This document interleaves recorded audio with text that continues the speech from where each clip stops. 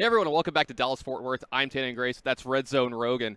Are you ready for a top 8? I am incredibly excited for this top 8. It is going to be electric. It is going to be electric. They're going to be playing for this right here. And tell you what, let's take a look at the top 8 and see how this bracket is going to be working out.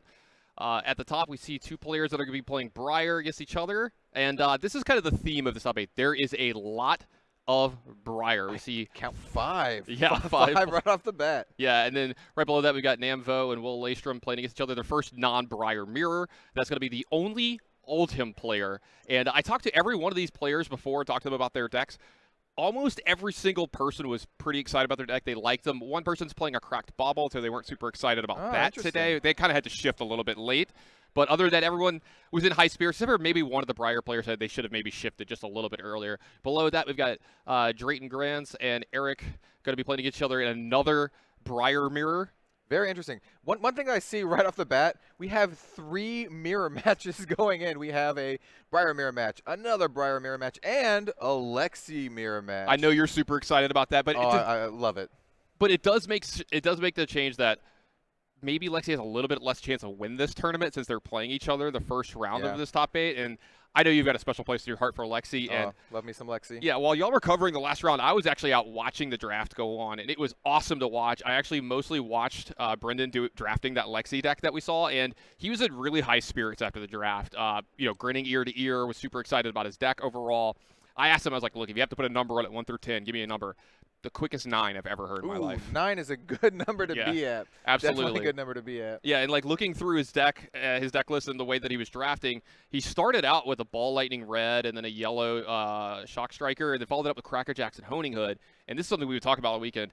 He was valuing that equipment super high and staying open as long as he could. He ended up getting a deep blue and another equipment piece later in the draft as well. So he's got the full suite of equipment, which is a nice thing to have because there's some people who don't even have an equipment piece. Yeah, in this top 8. It's pretty hard to get, actually. Not every single pack has a piece of equipment, so valuing it that highly kind of just sets you up right from the get-go. Oh, absolutely. But his deck is filled with a plethora of arrows. There's a lot of great stuff going on, and I've got to believe he's like the fan favorite coming into this top 8. Everybody wants to see him. He's got I think that's a fair assessment. Right. He's come so close to winning a calling in the past. He's generally considered the best player in America. And so a lot of these people, myself included a little bit too, I know we're supposed to remain impartial, but I kind of want to see him win. I mean, he's playing Lexi, so I kind of want to see him win too. Right. I know that you've got to be scared of that Oldhim player too. The only Oldhim player in the draft, he's got to have like a pretty nice deck, I would have to say. I talked to him a little bit, and he seems like the kind of person who's a little more reserved. He's not the kind of person who's going to be like, my deck's great. Right. My deck's great. But you could see the start of a smile. You could see like the hint of a grin when he's talking about his deck. He's like, yeah, I kind of like this deck quite a bit.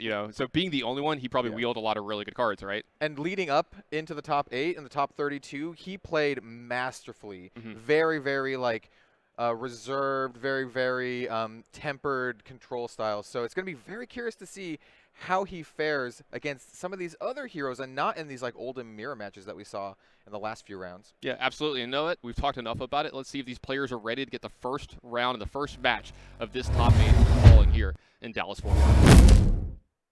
Looks like we have Nam and Will. So we will be seeing that Oldhim in this first match, Oldhim versus Briar. Going to be very, very interesting. This is something that Steven and I were talking about.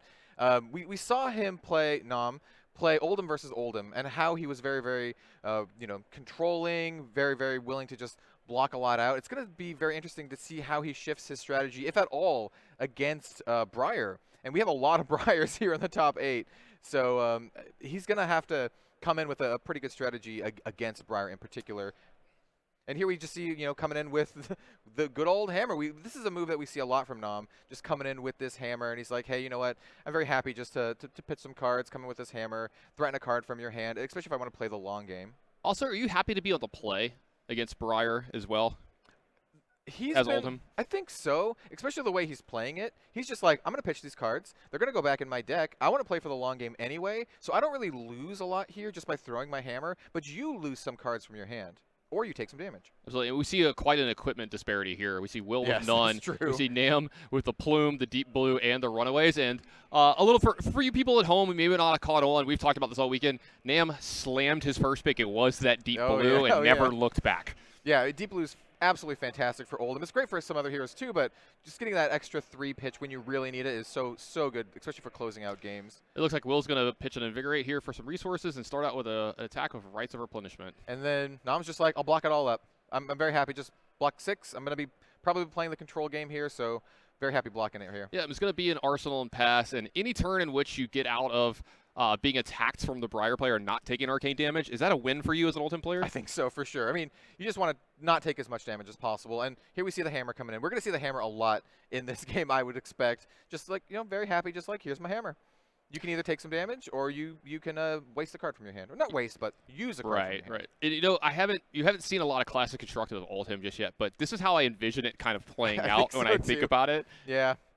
I think, I know personally, me playing against Oldhim in Classic Constructed, it's going to be very much like this, and it's going to be me as like a Lexi player, going to see just all my arrows being blocked all day long. At the end of it, he's got his Oaken Shield, and there's just a bunch of arrows sticking out of it. Exactly. And so it looks like Will here is a little bit in the tank, kind of debating whether or not he just wants to take some damage and possibly follow up with a bigger turn. Maybe he's got a turn where he can do some arcane, but it looks like he's just gonna be like, hey, I'll block a little bit here. He will end up taking 1 point or a point of damage at least here, but just using one card, possibly setting up for a future turn. Now, when Will's blocking with a card like this, something like a Burgeoning that can actually attack for a lot, especially when it comes out of your arsenal, does that feel like a win from you if you're Nam, especially with this with this thing that he's doing where he's trying to play to the late game? I think it feels all right. He's not blocking with like an arcane damage card, and here we see a flash into a Burgeoning, which is very interesting. So you really want your flashes to go again to your next attack, so then you can follow that up with a Rosetta Thorn, so you can go non-attack into a attack action and then into a Rosetta Thorn. And looks like Nam is going to do a defense reaction from Oldhim, which will prevent the next 2 damage, which will prevent the 2 arcane damage from that Rosetta Thorn. Yeah, so it looks like a double block here, activation of Oldhim, and a block here. So this is a really good turn from Nam to get out of this without taking too much damage. We've seen that a lot from Nam. He's just really, really good at just tanking up, preventing as much damage as possible. We've seen some really, really cool plays from him, using the plume and getting some cards back. And I wouldn't be surprised if we see something like that in this game as well. Yeah, he's just very, very, very, very comfortable tanking up with his Oldhim. And if you're the Briar player here, if you're Will, I mean, that's scary. You're Briar. You want to push as much damage as fast as possible. You've attacked multiple times already, and Nam's only down to 18. Yeah, he's just running into this wall, this big brick wall that is Oldhim. And I think Oldhim here is very, very content being, I don't want to say passive, but being very reserved and being very disciplined and tempered with his attacks. Right. So I think the people at home, are we only going to see attacks from the hammer and then maybe the big attacks if your hand works out correctly for it? More or less, yeah. That's kind of what we've seen from Nam so far. A lot of just hammer attacks for the most part. Very, very comfortable blocking up. And then when he can push some damage through, he's very comfortable doing so. Now, this is a part of Will's deck that I wanted to bring up. He's got, I think, 3 copies of this Inspire Lightning in his deck, so he's got a couple ways to go up to the top here and go over like cards you can't block, right? You have to activate. You can't even activate the defense reaction here, and this is he can get almost half of Nam's life total having 3 of these in his deck, and that could be something that puts a wrench in Nam's plan in this game. I really like the Inspire Lightning in particular against Oldhim because it is just a non-attack that does arcane damage, and you can't interact with any shenanigans from the defense reactions. And so speaking of one of those turns where you get to kind of set up a big attack, this is a big one. This is a blue. Glacial Footsteps here. Yeah, so this is going to be coming in for 8. If he fused it, it will have Dominate. I'm not sure if he fused it. I didn't catch that. But either way, it's still coming in for 8. And so 8 against Briar, who's not typically known for tanking up like Oldhim. 8's quite a bit. And so it looks like he's just going to be blocking for 5 here and taking a decent chunk of damage. And this is an arcane shockwave too. Like you were talking about this earlier, the blocks of cards that deal arcane damage. Yeah. This has got to feel great if you're Nam, right? Yeah, but it could also be scary if he's blocking with this card, showing like maybe he's saving some other spicy stuff like a Ball Lightning, for Here we example. go. And we've seen this all weekend long. You need the turns that start with Ball Lightning out of Briar. These are the ones this is where you're starting to really push your damage. Yeah, this is scary. This is like, okay, he can possibly do a lot of arcane damage here. So we have it's a yellow ball lightning coming in for 2. It's going to be fully blocked out, but as long as it's on the same combat chain, that ball lightning effect will still be active. And so, such as this one, he's coming in with a yellow Arcanic Shockwave that is fused. So it will deal 2 points of arcane damage, the 1 from its normal effect, and then the +1 from that ball lightning. Yeah, you can see Will kind of point. Oh, wait, it's actually 2. Yeah, You know, yeah, make sure it's actually 2, and then it does look like a Thump is going to come in and block the Arcane Shockwave as well. So a little bit of arcane damage dealt this turn, but Will is starting to use some of his very powerful cards here that can get around a lot of this blocking and this defensive reaction from the Oldhim. Speaking of big attacks, we got an Oakenold. This is an Oakenold. This is a non-fused Oakenold, but still, this is a 7-power, 3-cost attack. Which is great. That's a great like cost to attack ratio. 7 is quite good because it's a really, really good break point. It requires at least minimum 3 cards to block it all out, if not more, because there's a lot of cards that block for. Well, it would still cost. Yeah, for block it all out. If they all cost 2, block for 4. Yeah, so it's a huge block if you don't want to take a lot of damage. And you're sitting at 13. You really got to consider here, like how much damage do I want to take, so I can apply some pressure back, maybe deal a little bit more arcane damage and kind of chip him down. Biddy mean chip down. Let me go with the life totals. Nam's up here at 15, and Will is already down to 13. It is being attacked right now for 7 by this Oakenold. So how much is he going to block? Is he going to block? How good is his hand? Looks like this is going to be a double block here. Blocking for 4, and I'm going to taking 3, going down to 10. I think this is a pretty good call. You still want to have a turn, right? You can't just block it all out and not have a turn because you're going to lose all the tempo, and you don't want your Oldhim to have all the tempo. And this looks like a Stir the Wildwood with no fusion and no arcane damage. This is just a base attack Stir the Wildwood. Yeah, it's just coming in for, I think it's a yellow one, so it's just coming in for 4. And 4 is, like, once again, still a pretty good breakpoint, right? It will require at least 2 cards or a 2-card and a defense reaction to block it all out. But here we have a defense reaction. And this will end up blocking it all out very, very, comfortably for Nam. Looks like it's going to be an Arsenal and pass here from Will. We're going to go back over to Nam here, taking his turn with an actual couple cards in his hand. Looks like he's going to do something, but I got to believe, yep, there it is. It's hammer time. It's nice. Just send it How have we not had that before this weekend? You would think if anyone, I would have said it. Of course. I mean, that's the name of the game here, right? I actually think the first CD I ever bought was MC Hammer. Really nice, nice. It was that or Ice Ice Baby. It was one of those two. That's about how old I was for everybody at home. I would lump those pretty close together, honestly. I wanted a pair of hammer pants so bad. The parachute pants that he wore. Parachute pants, man. That is a blast from the past. Do the typewriter, All right, we're going to start off a big turn here from Will. We're going to start with an Electrify. It's a really nice one to play from Arsenal. Right, this one's coming from Arsenal. This is going to draw Will a card here as well. So this is setting Will up for a pretty big turn, depending on what he has in his hand. And he's just got to be thinking, okay, I've got my Oldhim down to 15, right? I'm sitting at 10. I need to apply some pressure. I'm really looking for cards that have that arcane damage on them. I just want to do as much as I can. I know he's very, very comfortable just blocking it all out. We've seen that this game. He's very comfortable doing that. He's not playing the kind of deck where he's willing to take some damage and then try to punch back. He's trying to play for the long game, and he's very, very comfortable blocking this out. Right, and so that's another big thing, too, is Will needs to get some damage in and do some kind of stuff, because if you let Nam go into his turn with 4 cards, he's going to start attacking you, and with your life total already down to 7, like, that could just be one. Like, if he gets a Dominated Glacial Footsteps for, like, 10, you might not be able to block enough. Yeah. Ooh, okay, so this is interesting. This is a Channel Thunderstep.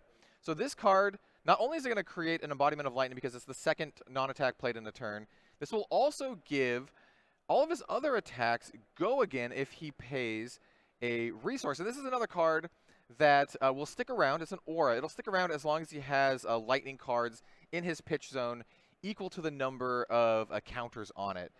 So this is a Stir the Wildwood. It will have go again from the embodiment of lightning.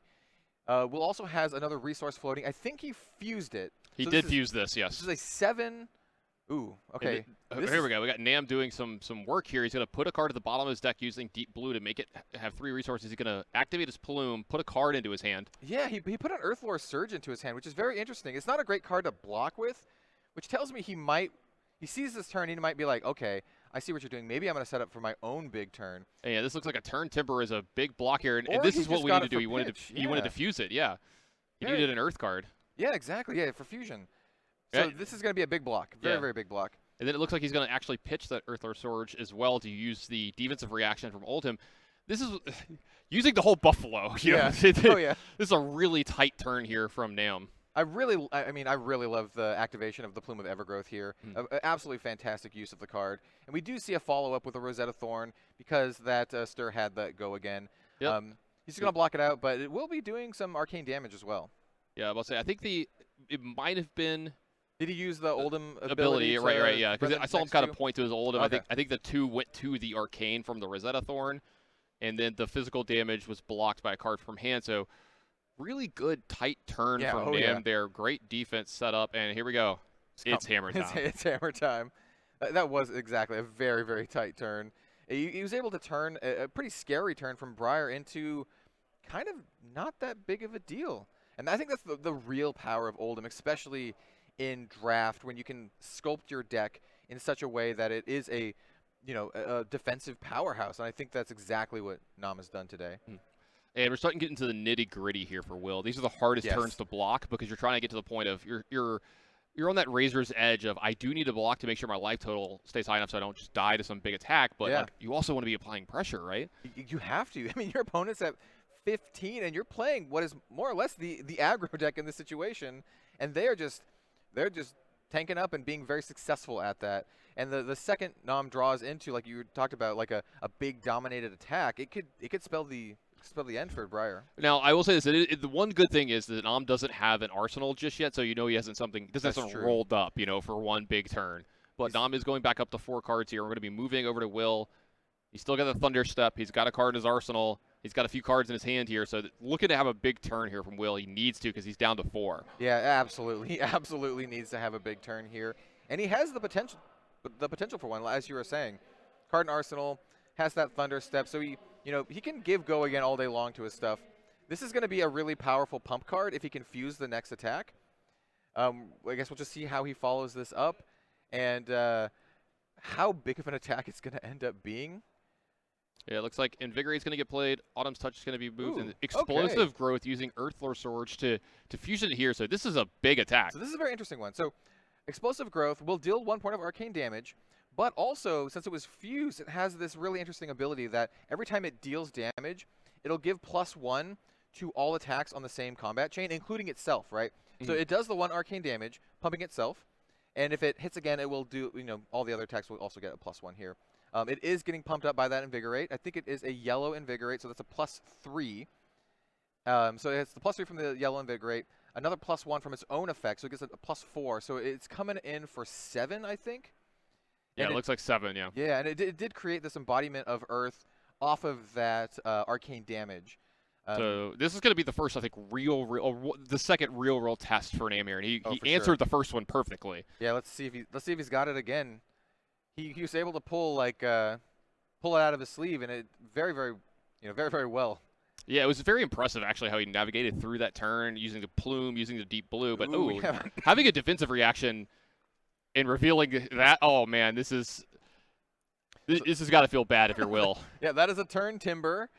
Pretty strong defense reaction here. And this is something that I talked about before we got into this game.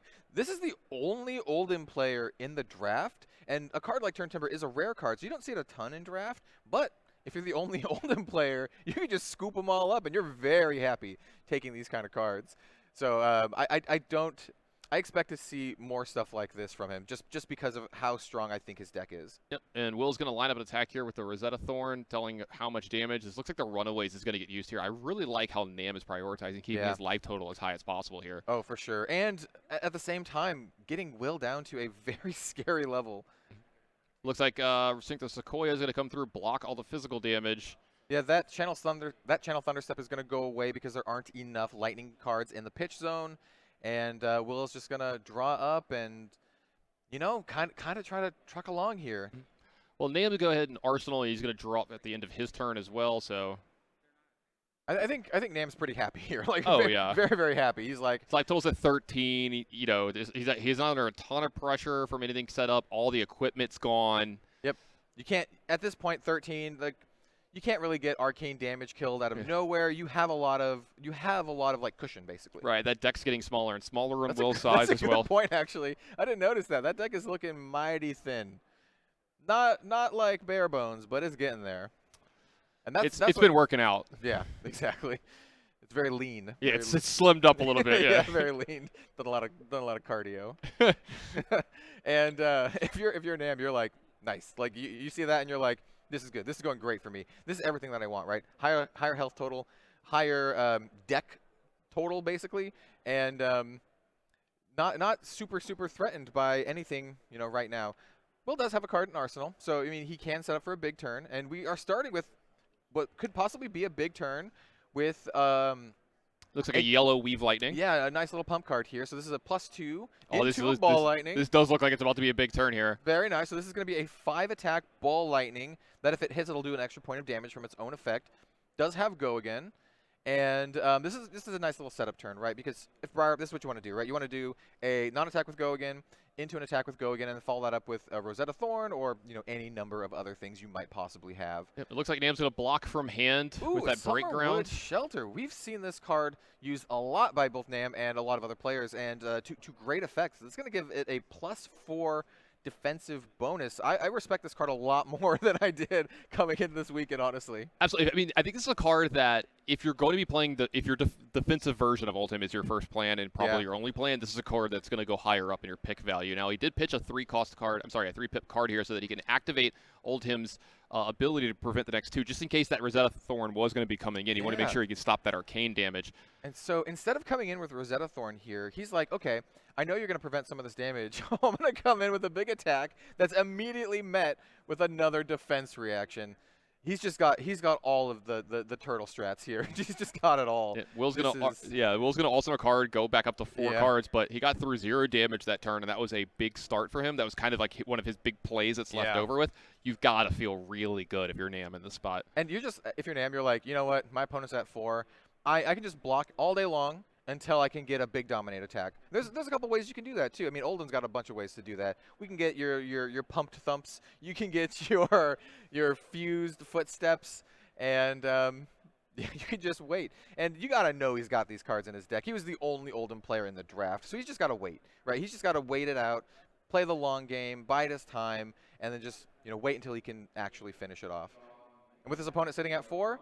That might be sooner rather than later. I guess we'll just see how it plays out from here. Yeah, Nam kind of lining this up, taking a minute to kind of look around, see what's going on. I think right here we're trying to decide between possibly attacking. Oh, I apologize. We're Will's hand.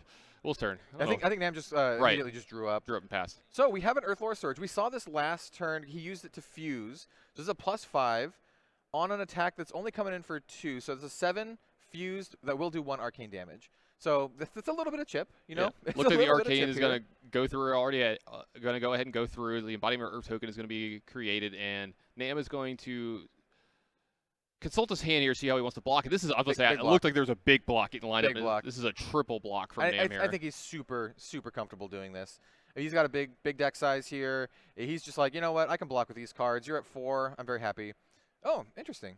So we have a Rejuvenate. It's going to gain Will a little bit of life here. Not a ton of life, but a little bit of life here. He can play it as an instant because that Arcanic Shockwave was fused. And since it's the second non-attack action card played this turn, it will create that embodiment of Lightning token that's going to kind of sit around and hopefully, for Will's sake, set up a bigger turn in the future. Yeah, Will's going to Arsenal, draw 4 more cards, and that deck is looking really small. Oh, I think the writing is on the wall here. I can't tell exactly how many cards are in there, but I think it's 1. 1 card? I think it's 1 card. A single card. Un singular, yeah. That's scary. I mean, he did gain a life here, which is nice. He might not lose to a massive dominated attack soon, but the fact that he's going to run out of his deck is could just absolutely seal the deal here. Yeah, absolutely. You see Will's kind of squirming a little bit in his seat, and I don't blame him because you're in that spot now where it's like, well, if I block, I can't ever use this card in any forward momentum way. So yeah, he's just gonna go ahead and take the 3 here. And Nam at this point, his deck is like so robust. I would say he's super comfortable blocking. He's super comfortable just kind of waiting it out. He's in a very comfortable situation. You know, as the Oldham player, you like this is where you want to be. Absolutely. So Will's gone down to 1. kind of holding on to his last gasp here to Yes, see if he can get some damage through and hope that Nam can't do anything. The problem is he's going to have to block next turn too, and he's going to have to block full out, and that means cards that are going to be going from his hand to his discard pile, and those aren't cards that he can use to attack Nam. I don't even know if he's going to have 12 damage left in his deck to be able to and stay alive. Like all Nam needs to do is attack with his weapon. Just attack with the weapon, block everything out, attack with the weapon. Activate Oldhim, Yeah, and then he's got there. It's I don't know how Will can pull off like 12 damage with what, 5 cards, 6 cards if you count the arsenal. So we're starting off with an Invigorate. This is a blue one, so it will give the next fuse card a +2.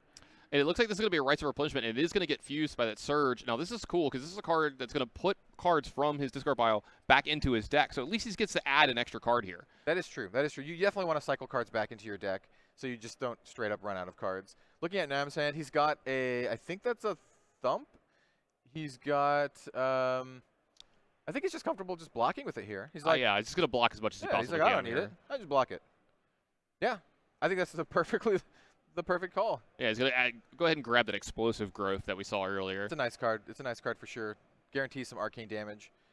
Looks like we got the defensive reaction here too as well to prevent the next 2. Yeah. It's a really tricky situation for Will, right? I'm not going to beat around the bush. Like, it's looking dire. Like, this is as dire as it can get. Minimum cards in deck. Does have a card in Arsenal. I don't remember if we know what card he does have in Arsenal. He's going to throw the Rosetta Thorn, but Nam did do the Oldhim activation, kind of pointed at that there. So it's going to prevent some damage. Yeah, they're going to count it up here, make sure they got it all right. Yeah, make sure there's that 2 damage prevention kind of floating there to prevent that arcane. I think there's a question about what got prevented by the Oldhim ability here, right? In. So we have this Rites of Replenishment. It got +2 from the Invigorate. Okay, so he's going to decide to also block with another card. Yeah, from block hand. the physical damage from hand. And if I'm Nam, I'm blocking everything of course, here. Yeah. You don't really need to do much other than maybe a small attack per turn here, and then just make sure that you've got enough cards to block. Yeah, at this point, I see no reason to not block here. Yeah, just block it. Yeah, Nam just goes ahead and passes back over to Will. Will draws the last cards in his deck. Every single card that Will uses, either as an attack or a block, is just one less card that he has to even, use it all. I mean, that's pretty obvious though, but it's kind of like the march to the end, right? Every single card is another step to the end, and sitting there with 0 cards in his deck, it's looking. Not looking great, especially when Oldhim's sitting here at 11. Yeah, and I think what we've seen here is the classic Oldhim just not having to actually be super, super defensive in the first couple turns. There wasn't enough big attacks or wide attacks with Arcane from Will. It looks like, I talked to Will before the top 8. He was actually super excited to make. He's like, dude, what a weekend. Yeah. He almost seemed a little bit resigned to the fact that he was missing a card or 2 from his deck being very good. Because he's one of the 5 Briar players at the table. Not having a little bit of Arcane here or there, I think is going to actually, it's going to show what hurt it can do to the deck. I think this really shows, right? Nam is the only Oldhim player at the table, and Will is one of many, many Briar players. So the Briar pool is very, very stretched thin compared to the robust pool that Oldhim has. And we have a Earthlore Surge pumping up that explosive growth that he got back last time. This is going to be a +4 on a 3 attack card that will deal, if he fuses it, it will deal an arcane, or it always does an arcane damage, but if he fuses it, it'll get that additional +1. I didn't catch if he was able to fuse that at all. But we do have a very healthy block here. Blocking 6. I think 1 damage is getting leaked through unless he's going to be using an Oldhim defense reaction, which I think might also be the case here. Very, very just comfortable just blocking it all out. It looks like we're going to be down to these last 2 cards that will go into his hand, and I don't know if he's going to be able to block enough here and keep this is going. Scary hammer. It's hammer time. Yeah, Will's got like a couple cards in hand. He's like, well, if I block, then I lose this card and I don't get it back, and I'm not going to really have a turn. And if I don't block, I just die. So, I mean, you literally just have to block, right? Well, I mean, yeah, he's going to block, and now he has no cards left in his deck. He's just got the card in his arsenal. You know what? There's something to be said about making them actually finish you. Yep. I came here. I played through this entire tournament. Oh, yeah. Glacial Footsteps for the win. He's just like, I got this Glacial Footsteps. Right. A nice fist bump from Will. Still a really good showing from Will. Like I said, super, super happy yeah. for the run that he made this weekend. Congratulations to him. He's going to go home with quite a bit of cash and cards in his pocket as well. And for Nam, I got to say this. I was taking a little notes or everything, and one of the notes I wrote was hammer time times a million. Hammer time, yeah. Yeah, and then I was just very impressed. Yeah, we saw this in the top 32 with him. He is very, very comfortable playing this defensive lawn game. And we were very curious how he would, maybe if he would pivot that strategy against Breyer. But no, he stayed the course and was very comfortable. That looked very, very comfortable. Absolutely. And Nam is apparently a part of the Card Guys YouTube channel, and they do a lot of work. And he did really well at Las Vegas with Bravo, so he is a Guardian hero himself. And I got to say this. I don't know if it could have lined up better for Nam than being the only Oldhim drafter here in this top 8. Scary. And I got to say, he might be the early favorite to take home this trophy right here because it's looking dominant. He's looking dominant. And we're going to take one really quick break, only about 60 seconds until we get the next match from this top 8. So don't go anywhere. We'll be right back with more Flesh and Blood. The Calling is a 3-day event celebrating all things Flesh and Blood in cities all over the world. Every Calling has a ton of side events, including Classic Constructed, Limited, and Blitz. Side events are short, usually only 4 rounds, which means you can play a little bit of everything, win prize ticks that you can exchange for things like boosters, playmats, sleeves, even uncut sheets and oversized cards. You can sign up for side events online before the show starts. For a full schedule, go to fabevents.gg. Just go to the event you're looking for and click View Schedule to see all the details. You can also register at the event in the registration area. It's right in the hall entrance, but we do recommend registering online just so you don't miss out. If you're signed up for an event, you'll hear announcements telling you which gathering point to go to in order to play your game, so make sure you're ready a few minutes before the event is scheduled to start. There are also on-demand events that you can jump into whenever you'd like. Sign up on site and you'll get a buzzer which will buzz when your event is ready to go. After the event, you'll be able to collect prize ticks. The better you do, the more ticks you'll receive, and the cooler swag you'll be able to take home with you.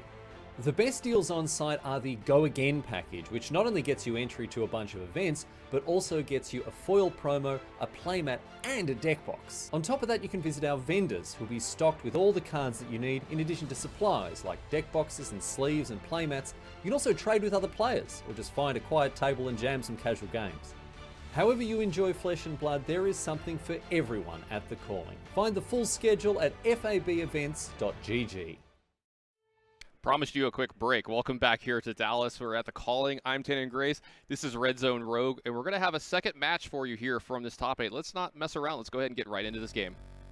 Looking at the matchup here, I can see this is going to be very likely a much quicker game than the last one. I don't see any Turtle Oldhams here. I see 2 Briars, and Briar can possibly play defensive. They do have that ability to get these embodiment of Earth tokens. I expect this to be a pretty quick one. Yeah, it looks like we got another player with no equipment here on the bottom in Drayton, but if you look at the top at Eric, looks like a Cracker Jacks and a Plume here. We saw the Plume coming up big in some spots today.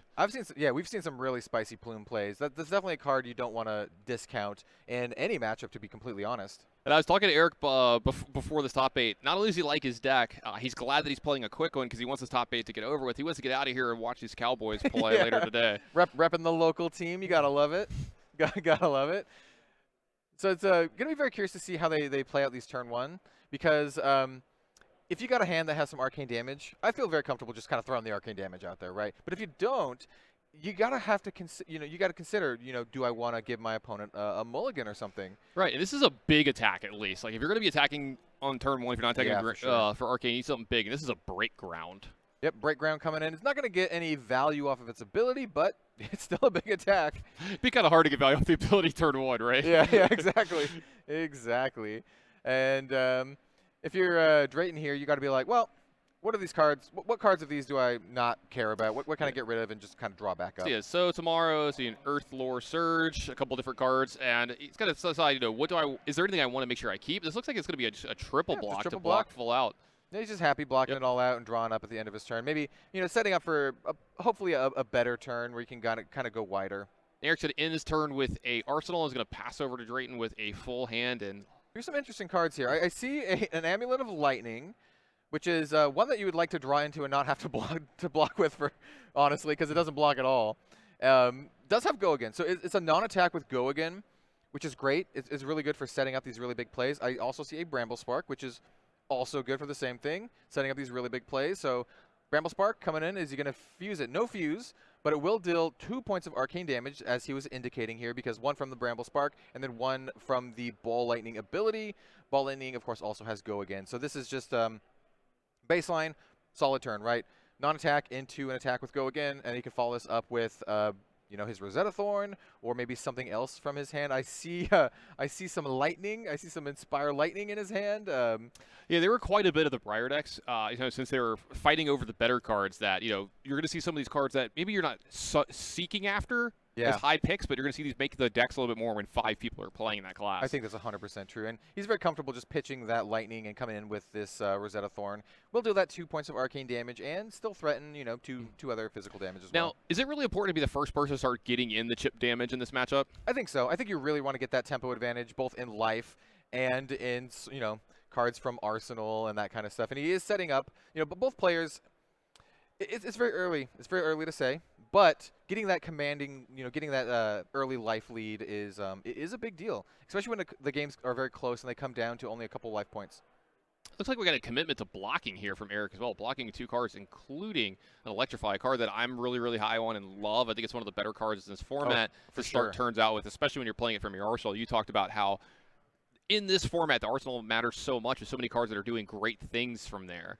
So here we have a So Tomorrow from Arsenal. So this will draw him a card. Exactly like Tannen was saying, cards from Arsenal, big deal, especially ones that let you draw other cards. And you see kind of why he was a little more okay with blocking here early, too, because he knows that he's going to get one of these cards back, so it's not like it's a lost card right away. Plus, he's getting a little bit of card advantage. He's getting through his deck. He's got a non-attack action card getting played here, so he's setting up for possibly a big turn here. Yeah, for sure. Definitely. So this will actually create an embodiment of Lightning because it's his second non-attack in the turn. And that's going to go into is this a Stir the Is this a Stir the Wildwood? Yes. I can't tell what color this is, but it's a Stir the Wildwoods. It's going to deal some arcane damage from that Bramble Spark, which will pump it up from its effect. So we get a +2 from the dealing arcane damage. So Stir the Wildwood has 2 different triggers to make it pump a little bit for actions, either if something's been fused or if they've taken arcane damage this turn. And since Drayton had already taken arcane damage this turn, a little bit pumped up here on this damage. Yeah, so he ended up blocking for 2. I mean, blocking for 4 with two block cards. So he's going to take a little bit of damage here. Eric's going to create Embodiment of Earth. We see that Amulet of Lightning come down, so it's a non-attack with Go Again. It's a good setup card for later because he can pop it at instant speed later if he's lightning fused to give a card Go Again, which is great. It's exactly what you want to do with Briar. It looks like he's just gonna go ahead and Arsenal and pass here. It looked like he had a Bramble Spark left over to his hand. I didn't catch the last card, so setting up for a big turn next turn. Yeah, for sure. And getting that Bramble Spark, having that Bramble Spark, available is where you want to be for a big turn. Now, if you're on Eric's side, which we're on his side right now, thinking about how he wants to attack, is that a good feeling when your opponent doesn't actually attack you for a turn in this mirror? It's a good feeling. It really helps you get some tempo back because now you're sitting there with a full grip. You can, string together the best possible turn you can now. And that's what he's got to be thinking about now. How can I maximize my turn? Can I string together a sequence where I can, non-attack into an attack, into a Bramble Spark, or even possibly more? He does have some equipment available, but yeah, he's going to pop the Cracker Jacks. Almost as though it were right on cue. Popping that Cracker Jacks, getting +1 to his next attack.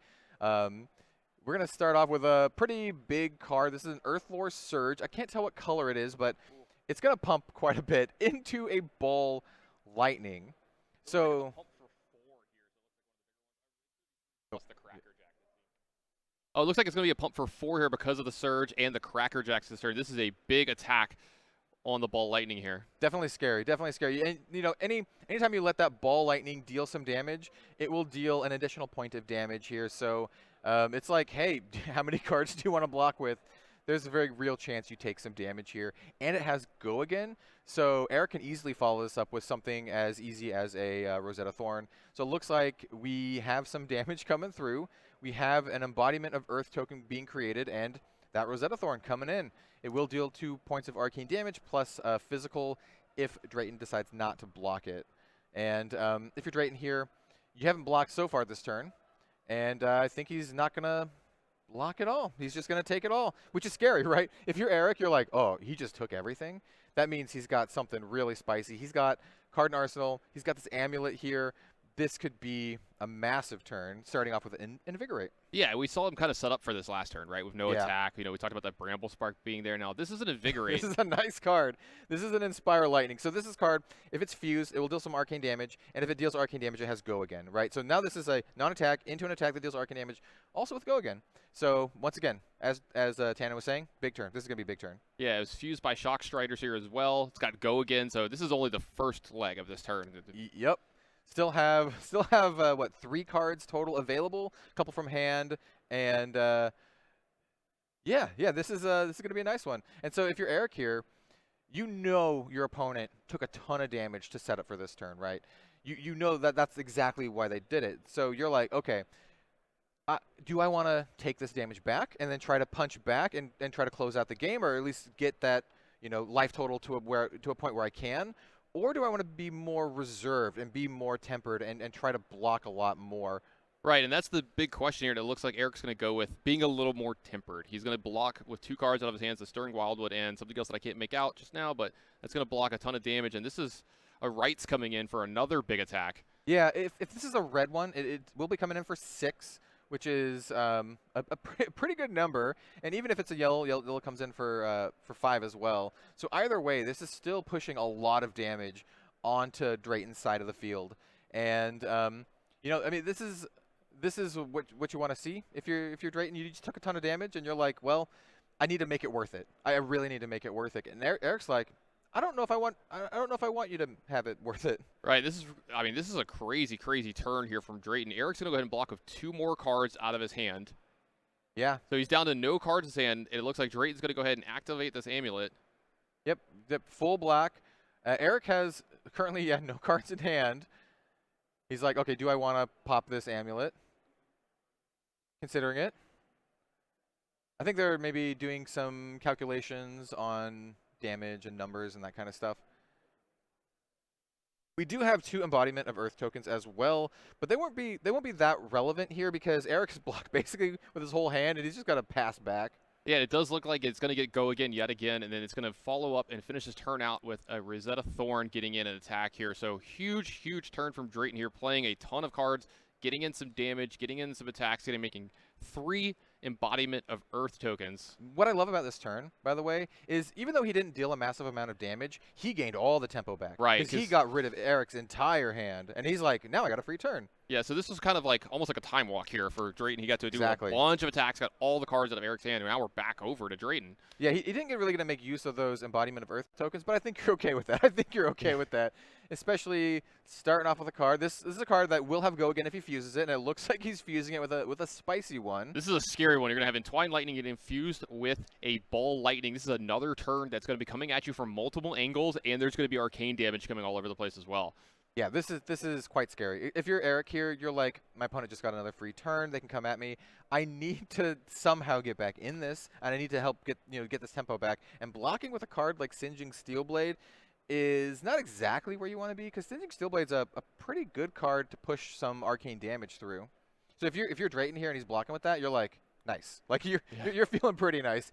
I'll follow up with my own. Yeah, speaking of Singeing Steelblade, it does look like Drayton's going to go ahead and attack with one of his own. He's got a few resources left, but I don't think he's got another Go Again here. I don't think so either, but it's still coming in for 4.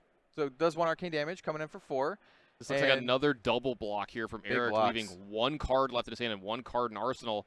So while he had to pass last turn without doing anything, we're going to see if we're going to get an actual forward momentum action from Eric here. It does look like it is going to happen. Oh, this is a good one too. It looks like an attack from a Break Ground. Yeah, so Break Ground is a pretty heavy hitting attack, and that's what you want to do. If you're going to throw only 1 attack, might as well be a heavy hitter. I can't once again tell what color pitch this is, but either way, it's going to be coming in for 5, 6-ish damage, and regardless, it's a decent amount, and it's an amount where it's very threatening, right? Because you can't just take this at 8. You'll get put down to a point where arcane damage can just finish you off. And Drayton here is going to consult his hand, see if he has enough to maybe possibly, even swing for the win here next turn, because that is a Ball Lightning in his arsenal, and I see a Stir the Wildwood in his hand here too. So he's got a lot of cards. He's got another Lightning in his hand. Yeah. Lots of cards to deal a Very bunch of interesting damage hand. here. He also has an Amulet of Lightning, which doesn't block at all. So, I mean, that's just straight up one card. You can't even consider that in terms of, like, blocking. So he's looking at this Stir, and he's like, okay, this card blocks for 3. Maybe I block a little bit and still try to string together a turn where I can pump some damage through. Looks like he might be blocking a lot of it. This looks like a double block here. And a little bit of a pump from that embodiment of Earth as well. So block for 5, yeah. Try to preserve that life as much as you can. Just play this Amulet out, and then play a Ball Lightning. All right. So this isn't too bad, right? So you play your Amulet. It gets it out of your hand. You don't want that in your hand. It blocks for nothing. Unless you're fusing it. Just want to get it out of your hand and set up for a bigger turn in the future. This does set up for a good turn of just following this up with, attacking with Rosetta. Exactly. And if I'm a Briar player, I'm pretty happy with this too. Once again, talked about this all weekend. Non-attack with Go Again, into an attack with Go Again. Follow that up with your Rosetta Thorn. I was about to say, this is a good turn from Drayton here, too. Not only did he get to block really well, and it feels like Eric really hasn't done much over the last few turns. He hasn't been getting any damage in, hasn't made an embodiment of Earth token, which is kind of important, not letting him, get any good blocks. But, he's down to, just 2 cards there and was able to make a lot out of it and get multiple attacks in. That's doing as much as you can with as little as you've got. We have a second verse, same as the first. We have another break ground coming in from Eric. And Drayton here, he was able to push a little bit of damage through last turn. Looking at his hand, let's see, he's got Rejuvenate, a card that gains some life. He does have some arcane damage cards in his hand. He doesn't, not that I can see, have a way to fuse that that lightning card. So I think he's very comfortable here blocking with, it looks like just one, just the Rejuvenate. So looks like just the Rejuvenate is going to get in here, block. It's going to take a little bit of damage. It's going to create an embodiment of Earth token over on Eric's side, but we're looking to possibly push for the win here from Drayton. You got to think that's on his mind, keeping this many cards into his hand going to the last. The next turn. And Eric's sitting at what I would like to consider the kill zone. Eric's at 3, and 3 is the point you don't want to be. I think this is a chance of doing. We have a Bramble here. Turn off, and that's a singeing steel blade at the back of the hand. I think he's considering what exactly he wants to attack with here. Yeah, I think you just. He's like looking at his hand. He's like, okay, what can I do here? He cannot fuse that card in his hand to give it Go Again, right? So he can either play one of these cards. It's very interesting choice which one he's going to end up playing. So he's going to play this one. It costs 0 to play. I do like this, right? So it's going to deal 1 point of arcane damage from the Bramble Spark. And he's coming in for some physical damage, right? And this physical damage is very threatening. It's technically lethal here. And he's going to save that Singeing Steel Blade for later because it does have that guaranteed arcane damage on it. And he's going to save it to try to close out the game. Yeah, since it has that guaranteed arcane damage, anything that pumps up, if you hit something like Ball Lightning, another Bramble Crush, anything along that lines, that's enough to just beat game next turn. So I actually really like this sequence, and that's just going to be enough. Just going to scoop it up here. Yeah, Eric's not going to be able to stop enough of this, and it looks like Drayton is going to be moving on in the Battle of the Briar Mirrors. So Drayton's going to move on into our top 4. Man, that was a lot quicker one than the Oldham match. It definitely was a lot. We got a lot of arcane damage here, and I don't think that's the last of both Briar and arcane damage that we're seeing here in the top 8. Absolutely. It's definitely not the last of this top 8 that we're going to see. We have a few more matches lined up for you and ready to go, so don't go anywhere. We'll be right back with more Flesh and Blood.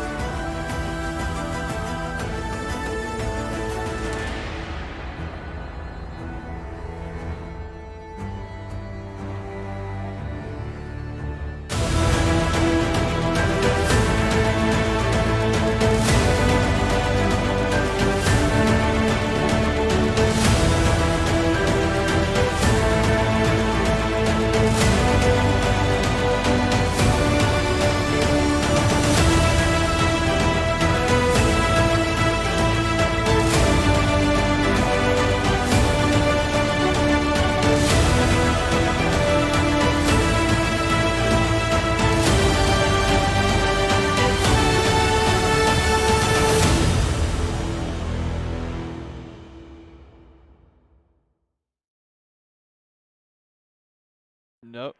Hey everyone, welcome back to Dallas here at the Calling. I'm Tana and Grace.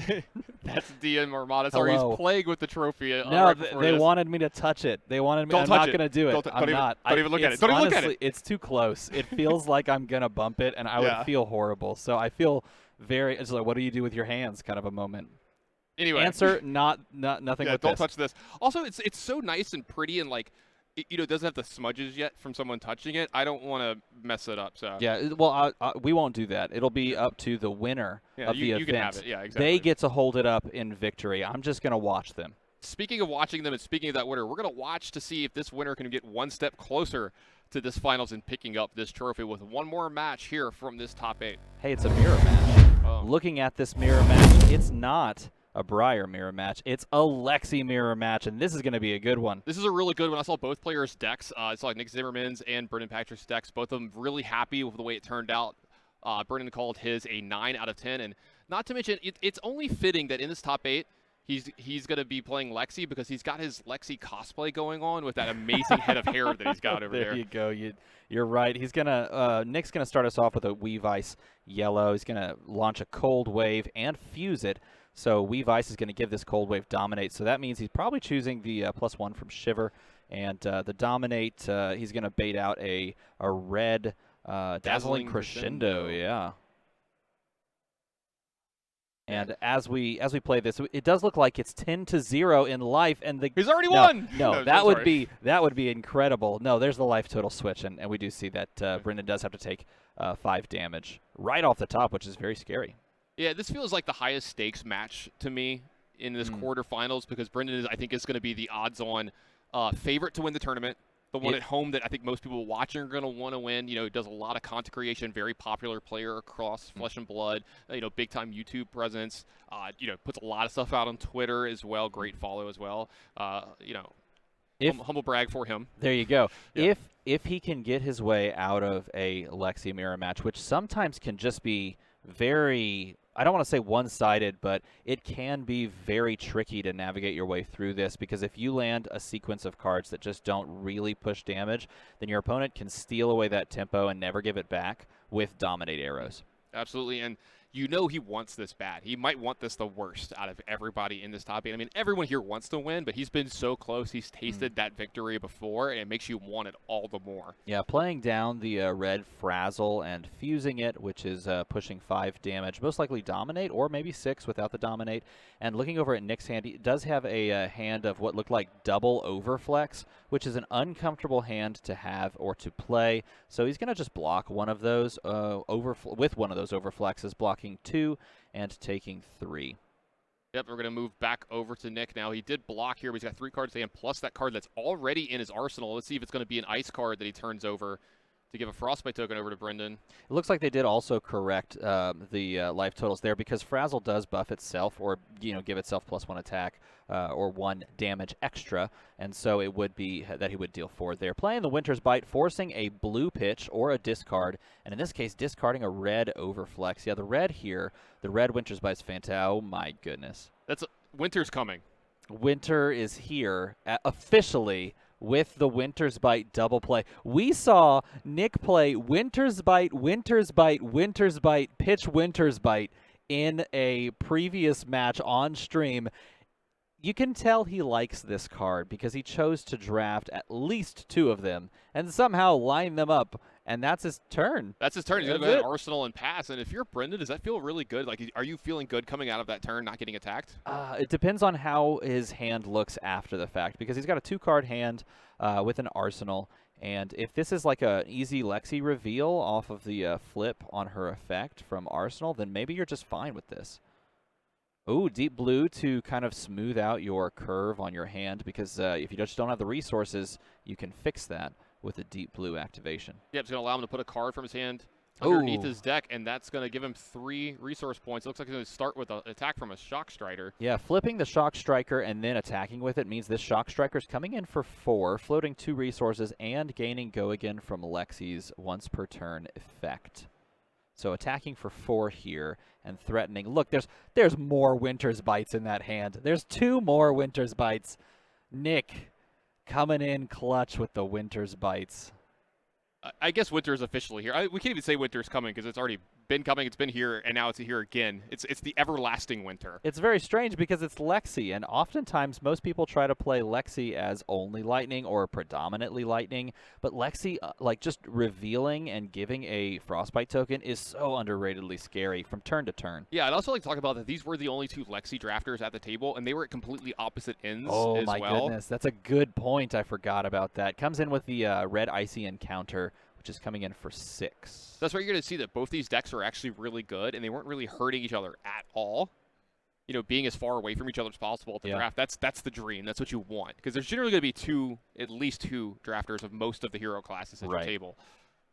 Yeah, it's going to be very interesting to see as they continue to draw and play down hands, the compositions of both decks, and how those sort of interacted with each other.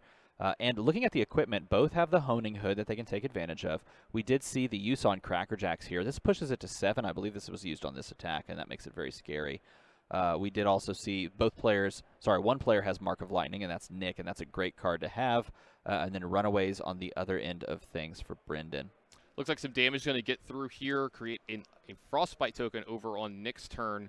I'm sorry, on Nick's side of the board, and that's going to make the next thing that he does cost a little bit extra on the resource side. So pretty important thing in this matchup, right? Kind of like, taxing the other player's resources just a little bit. And he's going to pitch the blue Winter's Bite to play the yellow Winter's Blight and float 2 resources.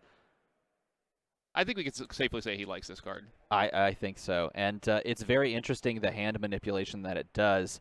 I was talking about this with using it within Oldhim. It makes a ton of sense for Oldhim because of how you can play a control game behind a card like this. And if you're 1-for-1ing this card for a card from their hand, then like as a control player, you're happy with that because you're playing control, and here comes a red icy encounter, following right up after that, going to double block to try and prevent that Frostbite returning onto his side.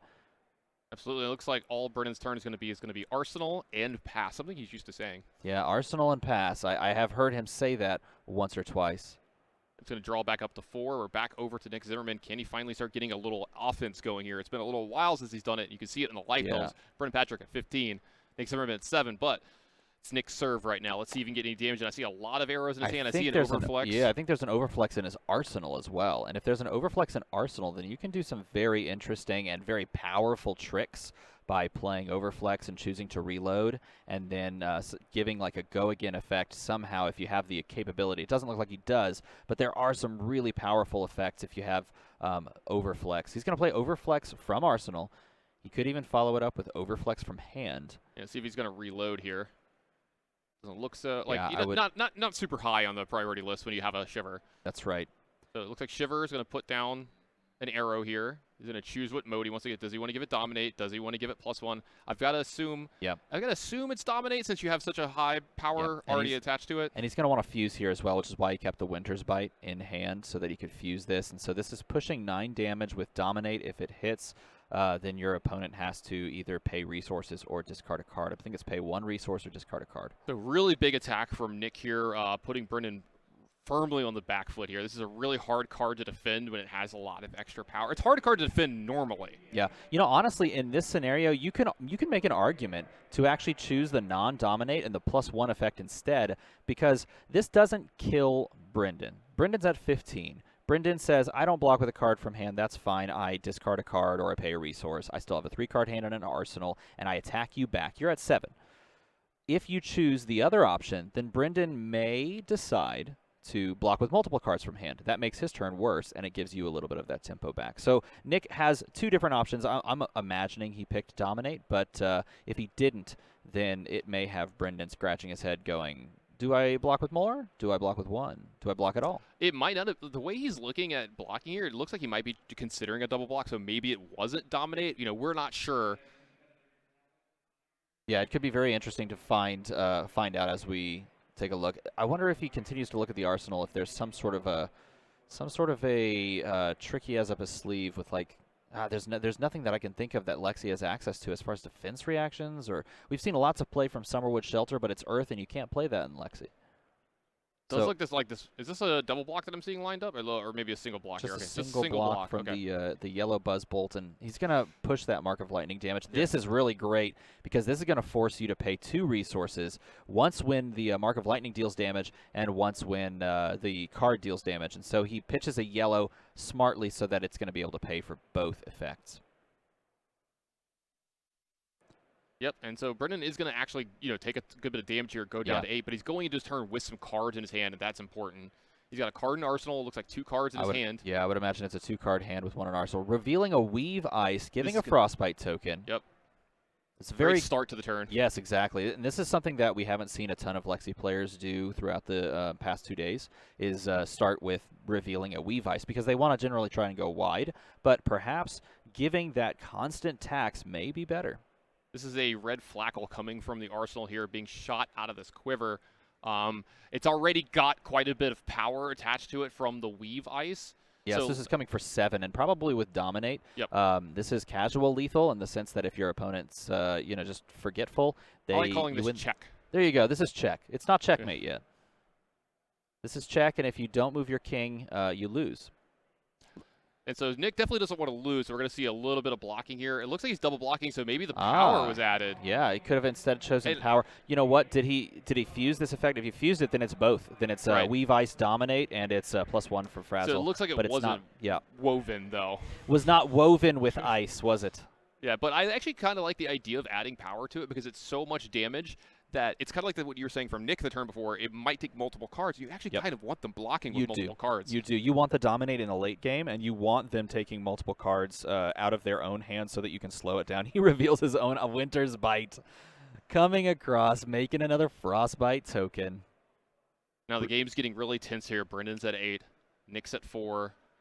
We've got a Winter's Bite starting this turn, but it looks like, is Nick going to be able to have anything to follow up with here? He's got 2 resources. Looks like he's going to go down to 1. It looks like he's going to load He can definitely load here. He can definitely fire here, and he can deal some damage, especially if this is dominated.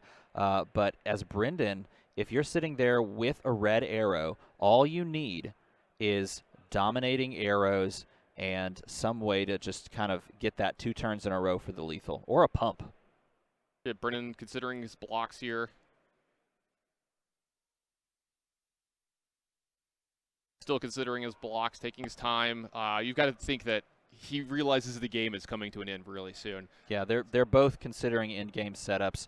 Obviously, Nick has a little bit less control over what he draws and what he sets up, whereas Brendan has the capability of taking perhaps all of this in preparation for setting up, 1 or 2 turns of just like pounding death. Yeah, because you got to remember there is a Frostbite over here too, so that's going to put a little bit of extra tax on Brendan's hand here. So blocking becomes even harder now, considering I might not have enough resources left over to do everything, because whatever I do is going to cost that extra 1. Exactly. And this is also the power of Winter's Bite in this sort of tempo matchup, where Brendan would normally have a 4-card hand here. Like that Ice Quake over there that's pitched would be in his hand. And so if Winter's Bite wasn't played on this turn, then he would have a 4-card hand, and he could just probably slam down 1-card block and be happy. But he's going to go into this turn, after he chooses to block, if he does, with a 2-card hand. Yep, looks like it's going to be a block from a Dazzling Crescendo. A little bit of damage is going to get through, but a little bit is going to be stopped from Brendan here. Yeah. Nick's going to go ahead, clean this up, draw a new 4, and we're back over to Brendan with some cards in his hand. So you got to believe he's going to be making at least a decent-sized attack this turn. Yeah, you keep a 2-card hand, you can load. Oh, no, he's just going to... he's setting up. Okay. He's going to set a card into his arsenal and draw and pass. This gives tempo back to Nick. In fact, this is sort of Nick's opportunity to really apply some pressure and try to keep Brendan on the back foot. I think Nick's hand does not contain an arrow here, so I think we're going to have to see a natural attack. Yep. But I do think I see a Polar Blast and a Frost Fang is actually available. This is interesting. So he's going to sink a card down into his arsenal using the Honing Hood effect so that he can reveal it with Lexi. Honing Hood allows you to take the card in arsenal and put it up into your hand and then pick and replace it. That puts it face down, so it does allow you to flip it face up. And flipping it face up... He's going to do it correctly this time. Make sure he gets that ice token, the Frostbite token. He's going to flip it up and give a Frostbite over so that he can then play Polar Blast. And then he says, okay, I'm going to ask you the question. Do you want to pitch 3, or do I have your permission to gain Dominate on my next attack? Now, we know his hand looks fairly tame, but actually I think he did just draw into another arrow because remember, Polar Blast from Arsenal draws you a card. And I think he just drew a red arrow. I hate playing against cards like Polar Blast. These ones, I always feel like I make the wrong decision every time. I think you have to pay for it here. I know you have 6 life, and I know that it could be tricky. Well, it depends. If you don't have a blue, then this card is super punishing. If So you do, you said you think he needs to pay for it here? I think you have to peg his hand on any arrow whatsoever. Well, it looks like he looks didn't. like he didn't. He just says you have dominate. Maybe he just says I'm going to sit behind my life total. If he fuses this could be incredible. It's a yellow fuse, so that hits for 5 plus 3 is 8 damage. It is I'm guessing dominated. the Shiver is going to give it 1 extra point yeah, of damage here as 9 well. damage dominated, so a block for 3 is exact lethal here. Does he have any way out of this scenario? Not pitching to prevent the dominate. That's not going to... It doesn't look like he does. Wow. What a crazy finish. If you don't pay in that scenario, you still may just be dead. Because if you have, like, say you have a 3 red hand, you're dead. Because you can't block it anyway. If you have a yellow and a red, and then a red, you don't have much of a hand left over anyway. So really a stuck turn on that one, and Nick was just able to seize the tempo and swing it back in his favor with a really cool honing hood play. Absolutely, that was a great honing hood play. I think that actually ended up winning him the game from that spot because he had no arrow in his hand going into that turn. Yep. That was a huge heads-up play from him to know, hey, I've got a really good chance of drawing an arrow off the top of my deck. Yeah. Let me go ahead and try to do that. And he got to eliminate the best player in this top 8, and Brendan Patrick as well. This is going to be a really interesting semifinals couple of matches as we push our way towards that semifinals. I'm really looking forward to the next few matches. I'm looking forward to it as well, so make sure you don't go anywhere. We'll be right back after a really short break with more Flesh and Blood.